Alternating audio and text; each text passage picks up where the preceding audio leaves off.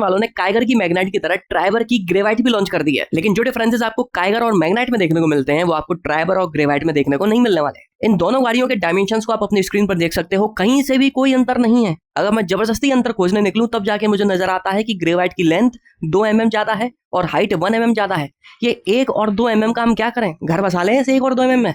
मुझे तो लगता है डायमेंशंस नापने में गलती हो गई है बस। ग्राउंड क्लियरेंस दोनों गाड़ियों में बरोबर मिलती है 182 mm की। बूट स्पेस भी दोनों गाड़ियों की बरोबर है। अगर आप किसी भी सीट को फोल्ड नहीं करते हो तो 84 लीटर की मिलती है, और अगर थर्ड रो को फोल्ड कर देते हो तो 625 लीटर की निकल आती है। दोनों गाड़ियों में फ्यूल टैंक भी बराबर मिलता है 40 लीटर का। टायर्स भी बराबर दिए गए हैं 14 और 15 इंच के, और स्पेयर टायर भी दोनों में बराबर है 14 इंच का। इंजन भी दोनों ही गाड़ियों में सिमिलर यूज हुआ है, वो है और 96 Nm का टॉर्क। मैनुअल के साथ साथ AMT ऑटोमेटिक मिलता है आपको दोनों ही गाड़ियों में। सेफ्टी फीचर्स की बात करें तो दोनों गाड़ियों में बिल्कुल बरोबर सेफ्टी दे रखी है। अगर ट्राइबर में 2 किलो सेफ्टी मिल रही है तो ग्रेवाइट में भी 2 किलो ही मिल रही है, 2 किलो 1 ग्राम भी नहीं। ABS, 6 airbags, EBD, electronic stability program, traction control system, hill start assist, brake assist, seat belt pretensioner for driver only और front seat belt with load limiter जैसे सेफ्टी फीचर्स इन दोनों गाड़ियों में आपको स्टैंडर्ड मिलते हैं बेस वेरिएंट से। कंफर्ट एंड कन्वीनियंस के फीचर्स की बात करूं तो यहां पर भी कोई डिफरेंस नहीं है।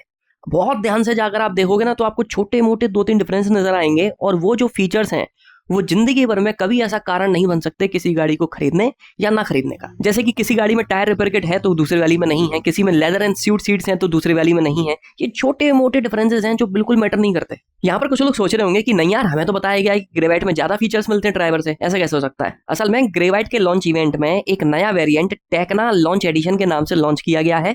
इस वेरिएंट में आपको 6 ऐसे फीचर्स मिल जाते हैं जो ड्राइवर में नहीं मिल पाते, जैसे कि JBL speakers, dual dash cam, air purifier, ambient lighting, neck और लंबर कुशन। ये 6 फीचर्स हैं जो आपको ड्राइवर में नहीं मिलते लेकिन ग्रेवाइट के इस लॉन्च एडिशन में मिलते हैं।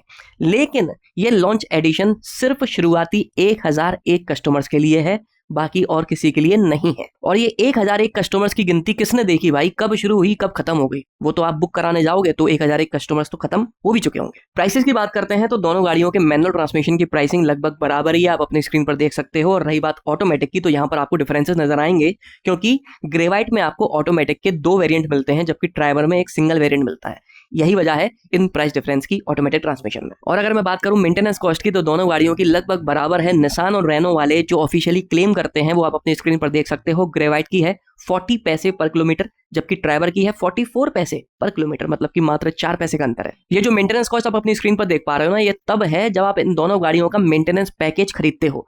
पैकेज के बिना मेंटेनेंस इससे ज्यादा है। तो आप खुद देख सकते हो कि इन दोनों गाड़ियों के पैकेज में कितनी ज्यादा सिमिलरिटीज हैं। हाँ, दोनों गाड़ियों के लुक्स थोड़े थोड़े अलग हैं, कॉस्मेटिक चेंजेस हैं, लेकिन पैकेज में भी तो डिफरेंसेस दिए जाते हैं ताकि कस्टमर के लिए आसानी हो जाए ये डिसाइड करने के लिए कि कौन सी गाड़ी खरीदनी है कौन सी नहीं खरीदनी है।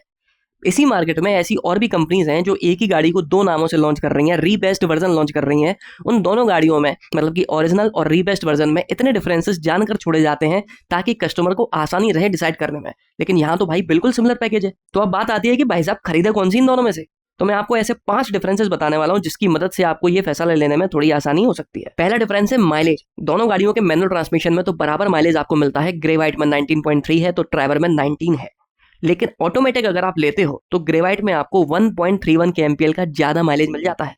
कहने को आपको ये ऑन पेपर फिगर काफी छोटा सा लग रहा होगा, लेकिन जब आप रियल वर्ल्ड में गाड़ी चलाने के लिए जाते हो तो 1 और 1.5 kmpl भी मैटर करता है। दूसरा डिफरेंस है वारंटी, जो कि आपको ट्राइबर में ज्यादा अच्छी मिलती है। स्टैंडर्ड वारंटी दोनों गाड़ियों में एक जैसी दे रखी है, 3 साल तक या फिर 1 लाख किलोमीटर तक, मतलब कि जो भी पहले हो जाए, या तो 3 साल खत्म हो जाए या फिर 1 साल में अगर आप 1 लाख किलोमीटर चला लेते हो तो आपकी वारंटी खत्म हो जाएगी। लेकिन अगर आप अपनी वारंटी एक्सटेंड करवाना चाहते हो तो दोनों गाड़ियों में आपको ये ऑफर मिलता है, लेकिन एक्सटेंडेबल वारंटी दोनों गाड़ियों में अलग अलग मिलती है।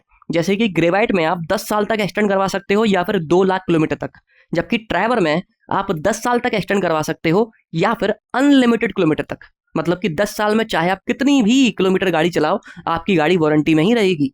जबकि ग्रेवाइट में आप अगर 3 साल के बाद में चौथे साल में ही 2 लाख किलोमीटर कंप्लीट कर लेते हो तो आपकी वारंटी खत्म। तीसरा डिफरेंस है आफ्टर सेल सपोर्ट का। मैं क्वालिटी की बात नहीं कर रहा हूं, क्वांटिटी की बात कर रहा हूं। रेनो का सर्विस नेटवर्क ज्यादा तगड़ा है निसान के कंपैरिजन में।